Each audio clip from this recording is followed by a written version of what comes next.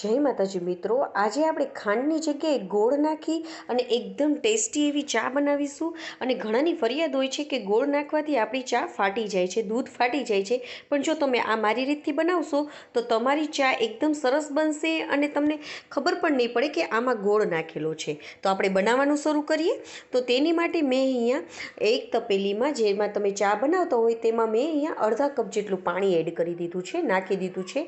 તેમાં તમે તમારા ટેસ્ટની એકોર્ડિંગ તમે જેટલી ભૂકી નાખતા હોય તેટલી તમારે તેમાં ભૂકી નાખી દેવાની છે. સાથે મેં અહીંયા એક એલચી અને થોડો આદુનો કટકો કરેલો છે, તે નાખી દીધું છે. હું અહીંયા 1 કપ જેટલો ચા બનાવું છું. અને સાથે આપણે ટેસ્ટ મુજબ આપણે ગોળ નાખવાનું. તમારે જેટલું તમે ગળ્યું તમને ચા ભાવતી હોય તેટલું આપણે ગોળ નાખવાનું. સાથે હવે આપણે બાજુમાં એક તપેલીમાં અડધા કપ જેટલા દૂધને ગરમ કરી લેશું.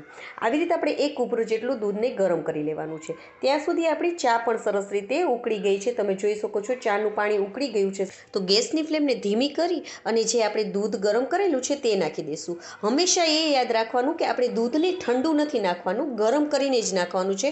તો તમારી ચા ફાટશે નહીં. માટે આપણે હંમેશા દૂધને ગરમ જ કરીને નાખવાનું.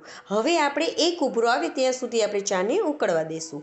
તો તમે જોઈ શકો છો આપણો 1 ઉભરો આવી ગયો છે ને ચા એકદમ સરસ બની છે અને આપણી દૂધ ફાટ્યું પણ નથી. તમે જોઈ શકો છો એકદમ ટેસ્ટી એવી આપણે ખાંડ નાખી ત્યારે જેવી ચા બની છે તેવી ચા આપણી રેડી થઈ ગઈ છે. તો ગેસની ફ્લેમને બંધ કરી દઈશું અને તેને ગાળી લઈશું.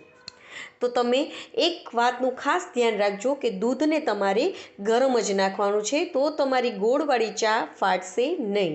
તો એકદમ ટેસ્ટી એવી આપણી ગોળવાળી ચા રેડી થઈ ગઈ છે. અને જો તમને આ મારી રેસીપી ગમે તો લાઈક કરજો અને મારી ચેનલમાં નવા હોય તો સબસ્ક્રાઈબ કરજો. જય માતા.